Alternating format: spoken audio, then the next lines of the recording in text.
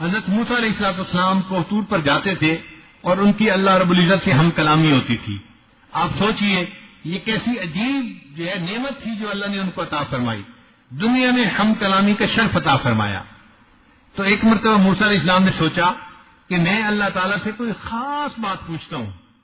عرض کیا اے اللہ مجھے کوئی ایسی بات بتائیے کہ جو بس خاص میرے لیے ہو اور وہ میں کروں. اللہ نے فرمایا میرے پیارے کلیم اللہ آپ یہ پڑھا کریں لا الہ الا اللہ. یا اللہ یہ تو وہ کلمہ ہے جو ساری مخلوق پڑھتی ہے, ہر ایمان لانے والا پڑھتا ہے, اس میں کون سی خاص بات ہے؟ فرمایا اے میرے پیارے پیغمبر اسلام اگر 7 زمینوں اور 7 آسمانوں کو ایک پلڑے میں رکھ دیا جائے اور میرے اس کلمے کو دوسرے پلڑے میں رکھ دیا جائے تو میرا کلمہ ان تمام سے بھاری ہو جائے. تو یہ کلمہ ایسا عجیب ہے کہ 14 طبق اس کے سامنے ہلکے ہیں. یہاں سالک کے ذہن میں سوال پیدا ہوتا ہے کہ آخر 7 زمین اور 7 آسمانوں سے یہ کلمہ بھاری کیسے بن گیا؟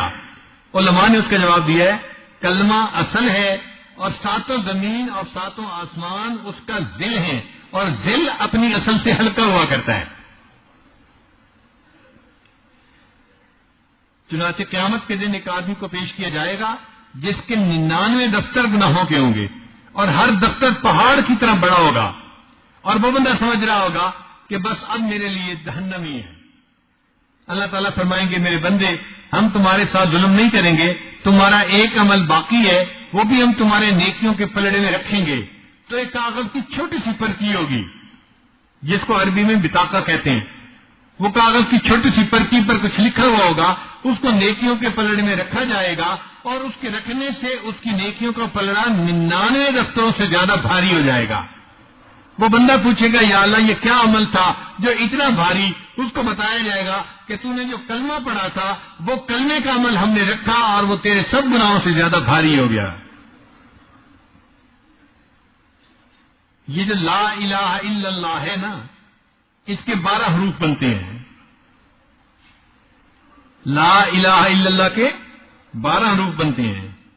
چنانچہ علماء نے لکھا ہے کہ جو لا الہ الا اللہ کی تصدیق کرے گا پڑھے گا اللہ تعالیٰ اس کے بدلے 12 مہینوں کے سب گناہ معاف فرما دیں گے.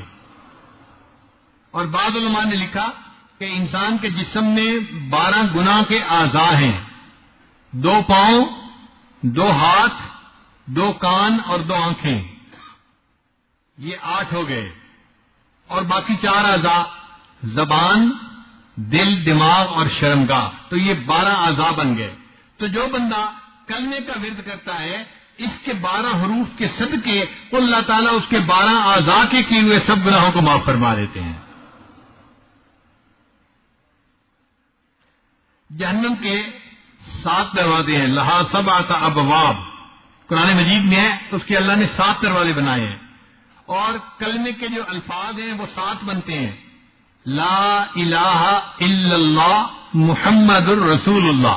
تو سارے الفاظ کو ملائیں تو کتنے الفاظ بنے؟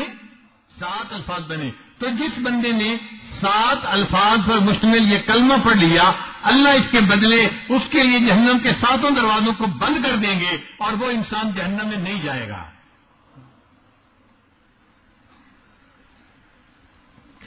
کلمے کے کسی حرف کے اوپر نقطہ نہیں ہے, کوئی ایسا حرف کلمے میں نہیں کہ جس کے اوپر نقطہ ہو یا نیچے نقطہ ہو, فوقانی یا تحتانی کوئی نقطہ نہیں ہے. علماء نے لکھا ہے اس میں حکمت یہ ہے کہ اللہ تعالیٰ یہ بتانا چاہتے تھے کہ دیکھو جس طرح کلمے کے اندر کوئی نقطہ نہیں, نہ اوپر نہ نیچے, اسی طرح اللہ کا بھی کوئی شریک نہیں, نہ اس دنیا میں نہ آسمان پہ, سارے جہان میں اللہ کا کوئی شریک نہیں. اللہ تعالیٰ شرک سے پاک ہے. یہ کلمہ اتنی بڑی عبادت ہے کہ نبی علیہ السلام دعا کرتے تھے. ایک صاحب تھے جو بنو کلب کے سردار تھے, ان کا نام تھا دہیا کلوی. تو نبی علیہ السلام ان کے ایمان لانے کی خواہش فرماتے تھے, تمنا فرماتے تھے. بنو کلب کا قبیلہ بڑا تھا اور ان کے مسلمان ہونے سے پورے قبیلے کے مسلمان ہونے کی توقع تھی. تو اللہ کے حبیب صلی اللہ علیہ وسلم کی وش تھی, تمنا تھی کہ یہ سردار مسلمان ہو جائے تو پورا قبیلہ مسلمان ہو جائے. اور اس قبیلے کے لوگ بکریاں پالتے تھے ہر گھر والے 200-400 بکریاں پالتے تھے. حدیث پاک میں ہے کہ جب پورے قبیلے کے لوگ بکریاں نکالتے تھے تو 2 پہاڑوں کے درمیان کی پوری وادی بکریوں سے بھر جایا کرتی تھی. ایک دن دہیہ کلبی نبی علیہ السلام کی خدمت میں حاضر ہونے لگے. جبریل علیہ السلام آئے, اے اللہ کے نبی صلی اللہ علیہ وسلم, تھوڑی دیر میں دہیہ کلبی آپ کے پاس حاضر ہو رہے ہیں. تو نبی علیہ السلام خوش ہو گئے. اتنے میں دہیہ کلبی بھی آ گئے. اللہ کے نبی صلی اللہ علیہ وسلم اٹھے اور آپ صلی اللہ علیہ وسلم نے اپنی چادر بچھائی اور کہا کہ دہیہ کلبی اس چادر کے اوپر بیٹھیے. نبی السلام نے فرمایا, اذا اتاکم کریم قوم فاکرموہ, جب تمہارے پاس کسی قوم کا کوئی بڑا انسان آئے تم اس کا احترام کرو. دیکھو شریعت ہمیں یہ اخلاق سکھاتی ہے. اس میں مسلمان اور کافر کی کوئی تفریق نہیں. وہ اگر کسی قوم کا بھی بڑا ہے تم اس کا اکرام کرو. یہ کافر ہیں, نبی السلام کے پاس آئے, اللہ کے محبوب صلی اللہ علیہ وسلم نے ان کے لیے چادر بچھائی, دہیہ کلبی یہاں بیٹھو. مگر دہیہ کلبی کا تو دل بدل چکا تھا. انہوں نے اس چادر کو اٹھایا, اس کو چوم کے اپنے آنکھوں سے لگایا. اے اللہ کے نبی صلی اللہ علیہ وسلم, میں اس چادر کے اوپر نہیں بیٹھوں گا, بس میں تو غلام بن کے حاضر ہوا ہوں اور مجھے تو آپ کلمہ پڑھا کے مسلمان بنا دیجیے. نبی السلام نے ان کو کلمہ پڑھا دیا تو دہیہ کلبی رضی اللہ تعالیٰ عنہ کی آنکھوں سے آنسو جاری ہو گئے. نبی السلام نے پوچھا, دہیہ آپ رو کیوں رہے ہیں؟ اے اللہ کے نبی صلی اللہ علیہ وسلم, میری عمر 60 سال ہو گئی اور میں نے 60 سال میں بہت گناہ کیے ہیں, بہت ظلم کیا, بہت ستم ڈھائے, بہت ناانصافیاں کی, میرے گناہ بہت بڑے ہیں. اب میں یہ پوچھتا ہوں کیا میرے گناہ معاف ہو جائیں گے؟ نبی علیہ السلام نے فرمایا, ذرا مجھے بتاؤ کہ تم نے ان 60 سالوں میں کیا گناہ کیے ہیں؟ دہیہ کلبی نے کہا کہ 60 سال کے گناہ ایک طرف ہیں اور 60 سال کے بعد مجھے گھر میں بیٹی کا پیدا ہونا اچھا نہیں لگتا تھا. میں نے اپنے ہاتھوں سے اپنے قبیلے کی 70 معصوم بچیوں کو زندہ دفن کر دیا. تو زندہ 70 بچیوں کو دفن کرنے کا گناہ بھی ہے اور باقی گناہ اس کے علاوہ ہے. اب صحابہ کرام یہ سن کر حیران ہو گئے, اتنے بڑے گناہ. اب دیکھو نبی السلام کیا جواب دیتے ہیں. نبی السلام نے جواب میں فرمایا, ابھی ابھی اللہ رب العزت نے پیغام بھیجا ہے, الاسلام یہدم ما کان قبلہ, جو بندہ کلمہ پڑھتا ہے پچھلی زندگی کے جتنے بھی گناہ ہوتے ہیں اللہ سب گناہوں کو معاف فرما دیتے ہیں. چنانچہ یہ کلمہ پڑھنا اس کو چھوٹا نہ سمجھیں, یہ بہت بڑا عمل ہے اور اس پر ہم اللہ کے حضور شکر ادا کریں کہ اللہ آپ نے ہمیں زندگی میں کلمہ پڑھنے کی توفیق عطا فرمائی. اصل قیمتی متاع ہمارے پاس سب سے بڑی یہی ہے, اس سے بڑی قیمتی چیز کوئی نہیں ہے.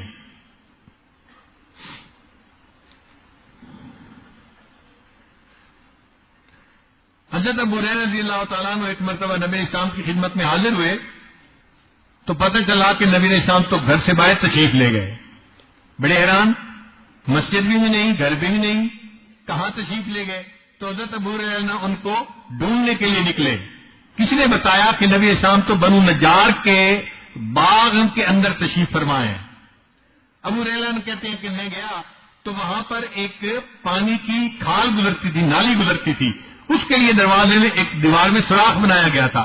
میں اس سوراخ میں سے سیمٹ کے اندر گیا کہ میں جلدی نبی علیہ السلام کی زیارت کر لوں. جب اللہ کے حبیب صلی اللہ علیہ وسلم کی خدمت میں پہنچا تو نبی علیہ السلام نے فرمایا, ابو ہریرہ میرے پاس جبرائیل علیہ السلام تشریف لائے تھے اور انہوں نے آ کر یہ بتایا کہ جو بندہ بھی کلمہ پڑھ لے گا اللہ رب العزت کے اوپر ذمہ ہو جاتا ہے, اللہ تعالیٰ اس کو جنت عطا فرمائیں گے. ابو ہریرہ نے سب پوچھا, اے اللہ کے حبیب صلی اللہ علیہ وسلم کیا یہ بات میں اور لوگوں کو بھی بتا سکتا ہوں؟ فرمایا, ہاں بتا سکتے ہو. اے اللہ کے حبیب صلی اللہ علیہ وسلم, میں اگر جا کے ان کو بتاؤں گا لوگ میری بات تو نہیں مانیں گے, تو مجھے پروف کے لیے کوئی ثبوت دے دیجیے. تو نبی علیہ السلام نے اپنے دونوں نالین دے دیے, یہ میرے جوتے لے جاؤ اور دکھاؤ کہ میرا ثبوت ہے کہ جو کلمہ پڑھے گا اللہ اس کے بدلے اس کو جنت عطا فرمائیں گے. ابو ہریرہ کہتے ہیں کہ میں نے وہ جوتے لیے اور میں بڑا خوش کہ میں جا کے لوگوں کو بتاؤں کہ اللہ تعالیٰ نے اس کلمہ پڑھنے پر جنت کا وعدہ فرما لیا. کہتے ہیں کہ میں باہر نکلا, آگے حضرت عمر رضی اللہ عنہ بھی نبی علیہ السلام کو تلاش کرنے کے لیے آ رہے تھے. میں نے کہا تمہیں پتہ ہے ایک نیا پیغام آیا ہے, کون سا؟ کہ جو کلمہ پڑھے گا اللہ تعالیٰ اس کو جنت عطا فرمائیں گے.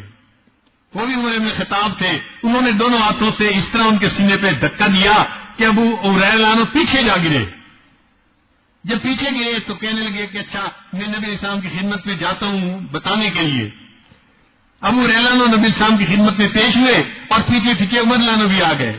تو ابو ہریرہ نے بتایا اے اللہ کے نبی صلی اللہ علیہ وسلم آپ نے مجھے جو پیغام دے کے بھیجا تھا میں نے عمر فاروق کو سنایا, انہوں نے میرے ہاتھ پہ ایسے 2 ہاتھ مارے, میں پیچھے جا کے گرا. نبی علیہ السلام نے فرمایا عمر کیا تم نے ایسے کیا تھا؟ اے اللہ کے نبی میں نے ایسے کیا تھا. عمر ایسے کیوں کیا تھا؟ تو عمر نے جواب دیا اخشا ان یتکل الناس علیہا فخلہم یعملون. اے اللہ کے نبی صلی اللہ علیہ وسلم مجھے یہ ڈر ہوا اگر یہ بات لوگوں کو بتا دی جائے گی پھر عمل کوئی نہیں کرے گا, ہر بندہ کہے گا کلمہ پڑھ لیا جنت مل جائے گی, آپ لوگوں کو عمل کرنے دیجیے. تو نبی علیہ السلام نے فرمایا بہت اچھی بات ہے, لوگوں کو عمل کرنے دو. لیکن پیغام تو یہی تھا کہ جس نے کلمہ پڑھا اللہ اس کلمے کے بدلے اس کو جنت ضرور عطا فرمائیں گے. اب یہاں پر ایک سوال پیدا ہوتا ہے کہ نبی علیہ الصلوۃ والسلام نے خود کیوں نہیں منع کر دیا, خود تو بتا دیا, اور جب عمر اللہ نے فرمایا تو پھر کہنے لگے ٹھیک ہے لوگوں کو عمل کرنے دو. علماء نے اس کا جواب لکھا ہے کہ نبی علیہ السلام کی نگاہ مبارک اس وقت اللہ کی رحمت پر تھی. نبی علیہ السلام نے فرمایا جاؤ اللہ کی رحمت کو پیش نظر رکھتے ہوئے یہ پیغام دے دو جو کلمہ پڑھے گا اللہ اس کے بدلے اسے جنت عطا فرمائیں گے. اور حضرت عمر عنہ کی نظر اسباب پر تھی, لوگوں کے اعمال پر تھی. وہ سمجھ گئے اگر لوگوں کو پتہ چل گیا تو عمل کوئی بھی نہیں کرے گا, اس لیے لوگوں کو یہ بات بتانی نہیں چاہیے, ان کو عمل کرنے دینا چاہیے. ایک تیسری حدیث نبی علیہ الصلوۃ والسلام کی خدمت میں ابو ذر غفاری رضی اللہ تعالیٰ عنہ حاضر ہوئے تو نبی علیہ السلام اس وقت سو کر اٹھے تھے. نبی علیہ السلام نے فرمایا ابو ذر میرے پاس ابھی ابھی جبرائیل آئے اور انہوں نے آ کر یہ جو ہے نا خوشخبری دی کہ جو بندہ لا الہ الا اللہ محمد رسول اللہ کو پڑھے گا اس کی گواہی دے گا اور پھر پوری زندگی اس کے اوپر پکا رہے گا حتیٰ کہ اس کو اسی پر موت آ جائے گی, اس کے بدلے اللہ تعالیٰ اس کو جنت عطا فرمائیں گے. تو ابو ذر غفاری نے جب یہ سنا تو انہوں نے پوچھا اے اللہ کے حبیب صلی اللہ علیہ وسلم اگر کہ وہ شخص چوری بھی کرے اور زنا بھی کرے؟ نبی السلام نے فرمایا ہاں اگر کہ وہ شخص چوری اور زنا بھی کرے اللہ پھر بھی اس کو جنت عطا فرمائیں گے. انہوں نے پھر دوسری مرتبہ پوچھا, نبی السلام نے یہی جواب دیا. انہوں نے تیسری دفعہ پوچھا, نبی السلام نے یہی جواب دیا. انہوں نے چوتھی مرتبہ پوچھا اے اللہ کے حبیب صلی اللہ علیہ وسلم کلمہ گو بندہ اگر کہ زنا کرے اگر کہ چوری کرے پھر بھی اللہ جنت عطا فرمائیں گے؟ نبی السلام نے آخری مرتبہ فرمایا اللہ اس کو پھر بھی جنت عطا فرمائیں گے اگرچہ ابو ذر کی ناک خاک آلودہ ہو جائے. یعنی اگرچہ ابو ذر کو یہ بات اچھی نہ لگے اللہ پھر بھی اس کو جنت عطا فرمائیں گے. چنانچہ حضرت شاہ اسماعیل شہید رحمۃ اللہ علیہ تقویت الایمان میں لکھتے ہیں, ذرا توجہ سے بات سنیے گا. فرماتے ہیں دنیا میں بڑے بڑے گناہگار گزرے ہیں, فرعون, حامان, نمرود, شیطان, یہ بڑے بڑے گناہگار ہیں. وہ فرماتے ہیں اگر ان سب کے گناہوں کا جمع کر لیا جائے, مجموعہ کر لیا جائے اور کسی ایک بندے نے اتنے اکیلے گناہ کیے ہوں مگر وہ کلمہ پڑھے اور توحید کے اوپر قائم رہے تو اللہ تعالیٰ اس کلمے کے بدلے اس بندے کے گناہ کو بھی معاف فرما دیں گے. ہمارے سلسال یہ کہ بزرگ امام ربانی حضرت مجدد ثانی رحمۃ اللہ علیہ فرماتے ہیں من قبل بلا علت ہی, جو قبول ہوا وہ بغیر علت کے قبول ہوا. فرماتے ہیں کہ اس فقیر کو محسوس ہوا ہے کہ اگر سارے عالم کو صرف ایک مرتبہ کلمہ پڑھنے کے بدلے بخش دیا جائے تو اس کی بھی گنجائش موجود ہے.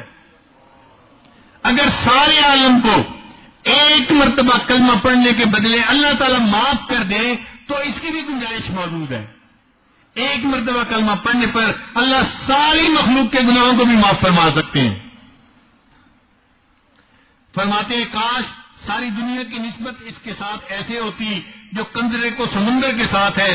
اب تو میرا دل چاہتا ہے ایک کونے میں بیٹھ کر اس کلمے کو پڑھنے کی لذت ہی لیتا رہوں. تو دل میں سوال پیدا ہوتا ہے کہ کلمہ پڑھنے پر اللہ کی اتنی رحمتیں کہ ایک مرتبہ کلمہ پڑھنے پر ساری خدائی کے گناہوں کو اللہ معاف کر سکتے ہیں. تو علماء نے لکھا ہے کہ ہاں یہ کلمہ بہت بڑی بات ہے کہ ایک بندہ اللہ کی وحدانیت کا اقرار کرتا ہے, اب اللہ تعالیٰ اس کو جو چاہے عطا فرمائے اور اس کی جس غلطی کو چاہے معاف فرما دے. حضرت یوسف علیہ السلام کے زمانے میں قحط پڑا تو یوسف علیہ السلام نے ایک اصول بنا دیا، گھر کے جتنے لوگ ہوں گے ہم اتنی بوری گندم بندوں کو دیں گے اور اتنی قیمت ہوگی، اور لوگوں کو متعین کر دیا کہ بھئی سارے دن میں جو لوگ آتے رہے ان کے گھر کے بندے پوچھ کے اتنی بوری گندم دے کے ان کو فارغ کر دو۔ ایک لڑکا آیا جو اٹھتا نوجوان تھا، یعنی 15-16 سال اس کی عمر تھی، اس نے آ کے کہا جی کہ مجھے گندم چاہیے۔ لوگوں نے پوچھا گھر کے افراد کتنے ہیں؟ جی گھر کے افراد اتنے ہیں، یعنی انہوں نے کوئی 5-7 بندوں کا نام لیا۔ چنانچہ جب 5-7 بندوں کا نام لیا انہوں نے کہا بھئی اتنی قیمت دے دو، ہم آپ کو اتنی بوری گندم دے دیتے ہیں۔ اتنی بوری گندم اس کو مل گئی۔ وہ لڑکا کہنے لگا کہ مجھے جی اور گندم چاہیے۔ ان کا بھئی ہم تو ایک اصول کے مطابق گندم دیتے ہیں، اگر آپ کو اسپیشل فیور چاہیے تو یوسف علیہ السلام وہاں موجود ہیں، ان کے پاس جاؤ، ان کی جیورسڈکشن میں ہے، وہ جس بندے کو جتنے چاہیں گندم دے لیں، ان کا اختیار ہے۔ وہ نوجوان یوسف علیہ السلام کے پاس آ گیا، حضرت مجھے گندم چاہیے۔ بھئی لوگوں نے گندم نہیں دی، حضرت انہوں نے تو گھر کے بندوں کے مطابق 1 بوری پر ہیڈ ہمیں دے دی ہے، مگر مجھے اور چاہیے۔ اچھا بھئی 3 بوری اور لے لو، 10 بوری لے جاؤ۔ نہیں حضرت مجھے اور چاہیے۔ جب اس نے اور مانگی تو یوسف علیہ السلام حیران ہوئے، بھئی تجھے 10 بوری گندم دے رہے ہیں 7 کی جگہ اور تیرا دل نہیں بھر رہا اور گندم مانگ رہے۔ اس نے آگے سے کہا کہ حضرت اگر آپ کو پتہ چل جائے نا کہ میں کون ہوں تو آپ مجھے بہت زیادہ گندم دیں گے۔ یوسف علیہ السلام نے پوچھا اچھا بتاؤ بھئی تم کون ہو؟ اس نے کہا کہ حضرت جب آپ پر زلیخا نے زنا کی تہمت لگائی تھی تو جس معصوم بچے نے گواہی دی تھی آپ کی پاکدامنی کی تھی وہ بچہ میں ہوں، اب بڑا ہو کے جوان ہو گیا ہوں۔ جب یوسف علیہ السلام نے یہ بات سنی تو دل میں ایسی محبت اٹھی، اس کو سینے سے لگایا، اس کے ماتھے کو بوسہ دیا اور فرمایا اس نوجوان کو 40 بوری گندم اور دے دو اور اس کی گندم اس کے گھر تک پہنچا کے بھی آؤ۔ اب اس نوجوان کو 50 بوری گندم مل گئی اور سرکاری سواریاں بھی مل گئی تو وہ لڑکا بڑا خوشی خوشی رخصت ہوا۔ جب وہ رخصت ہوا تو اللہ تعالیٰ نے وہی فرمائی اے میرے پیارے یوسف علیہ السلام آپ نے اس نوجوان کی بڑی عزت افزائی کی۔ عرض کیا یا اللہ یہ وہ نوجوان ہے جس نے میری پاک دامنی کی گواہی دی تھی، یہ جب میرے پاس آیا میرا دل چاہا میں اس کو اتنا دوں جتنا میں دے سکتا ہوں۔ اللہ تعالیٰ نے فرمایا یوسف علیہ السلام پھر گواہ رہنا جس نے آپ کی پاک دامنی کی گواہی دی تھی، جب وہ آپ کے پاس آیا آپ نے اتنا دیا جو آپ دے سکتے تھے، تو میں پروردگار بھی کہتا ہوں جو میرا بندہ دنیا میں میری وحدانیت کی گواہی دے گا جب قیامت کے دن وہ میرے پاس آئے گا پھر اس کو میں بھی اتنا دوں گا جو میری شان کے مطابق ہوگا۔ اس لیے ایک مرتبہ کلمہ پڑھنے پر اللہ تعالیٰ ساری مخلوق کے گناہوں کو بھی معاف کر دے تو کلمے کے اندر اتنی خوبی ہے کہ اللہ اس کے بدلے سب گناہوں کو معاف فرما سکتے ہیں۔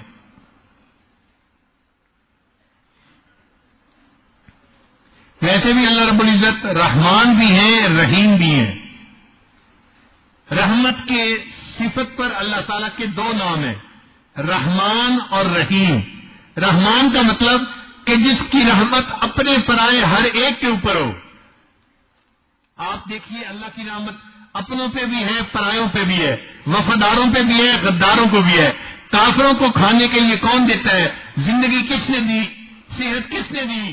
دنیا میں سب کچھ کس نے عطا کیا؟ اللہ نے عطا کیا۔ تو اللہ تعالیٰ رحمان ہے، وفاداروں کو بھی دیتے ہیں غداروں کو بھی دیتے ہیں۔ اور ایک اللہ تعالیٰ اپنے ایمان والے بندوں کے اوپر خاص مہربان ہے، تو اس لیے ان کی صفت رحیم ہے۔ اس کی مثال نہیں سمجھے، عورت فطرتاً بچوں کے اوپر مہربان ہوتی ہے لیکن اپنے بیٹے کے اوپر خاص مہربان ہوتی ہے۔ وہ جو بچوں پر مہربان ہے یہ رحمانیت کی صفت سمجھ لیجیے، اور وہ جو اپنے بیٹے پر مہربان ہے یا رحمت کرتی ہے تو یہ رحمت کی صفت ہے جو اس کے اندر ہے۔ تو اللہ تعالیٰ رحمان بھی ہیں اور رحیم بھی ہیں۔ بعض علماء نے اس کا یہ معنی لیا کہ نہیں، رحیم کہتے ہیں کہ جس کے پاس رحمت بے انتہا ہو، جس کی رحمت کا کوئی حد و حساب ہی نہ ہو، اس کو رحیم کہتے ہیں، اور رحمان اس کو کہتے ہیں کہ جس کی رحمت خرچ بھی بے انتہا ہو رہی ہو۔ یہ 2 الگ الگ خوبی ہوتی ہیں۔ ایک ہوتا ہے بندے کا مالدار ہونا، ضروری نہیں ہوتا کہ وہ مالدار ہے تو سخی بھی ہے، کنجوس بھی ہو سکتا ہے. اور ایک ہے بندے کا سخی ہونا، ضروری نہیں کہ یہ سخی تو ہے اور یہ مالدار بھی ہو، پلے کچھ نہیں تو سخاوت کیا کرے گی. ایک ہوتا ہے نہیں، مال بھی ہو اور بندے کے اندر سخاوت بھی ہو، یہ دو چیزیں ہوں تو یہ عجیب ہوتی ہیں. اب اللہ تعالیٰ رحمان بھی ہے، رحیم بھی ہے. رحمان کا مطلب کہ اللہ تعالیٰ نہیں، رحیم کا مطلب کہ اللہ تعالیٰ کی رحمت بے حد و حساب ہے، اور رحمان کا مطلب کہ اللہ کی رحمت خرچ بھی بے انتہا ہو رہی ہے. اب ایسی ذات جس کی رحمت کا یہ حال ہے، جب کوئی اس کی وحدانیت کی گواہی دے گا تو پھر اللہ تعالیٰ اس بندے کو کتنا عطا فرمائیں گے. آپ خود غور کر سکتے ہیں. کہتے ہیں کہ حاتم طائی کے پاس ایک فقیر آیا، اس نے کہا جی مجھے 5 دینار چاہیے. حاتم طائی نے اپنے بندے کو بلایا، اس کو 500 دے دو. تو وہ دینے والا بڑا حیران، مانگنے والے نے 5 مانگے تھے اور دینے والا 500 دینے کے لیے کہہ رہے. اس نے فقیر کو تو دے کے بھیج دیا. پھر حاتم طائی سے پوچھا، جناب جب اس نے مانگے 5 تھے، آپ نے 500 دینے کا حکم کیا. حاتم طائی نے کہا اس نے اپنے حاجت کے مطابق مانگا تھا اور میں نے اس کو 500 اپنے مقام کے مطابق عطا فرمایا. اگر دنیا کے سخی اتنا سخی ہو سکتا ہے، اللہ رب العزت تو احکم الحاکمین ہے. پھر اگر کوئی بندہ ان کی وحدانیت کی گواہی دے گا، اللہ کتنا عطا فرمائیں گے، اس کا کوئی بندہ اپنے ذہن میں تصور بھی نہیں کر سکتا. اس لیے یہ کلمے کا پڑھنا بہت بڑی سعادت ہے، بہت بڑی نعمت ہے جو اللہ نے ہمیں عطا کی. ہمیں اس پر اللہ کا شکر ادا کرنا چاہیے.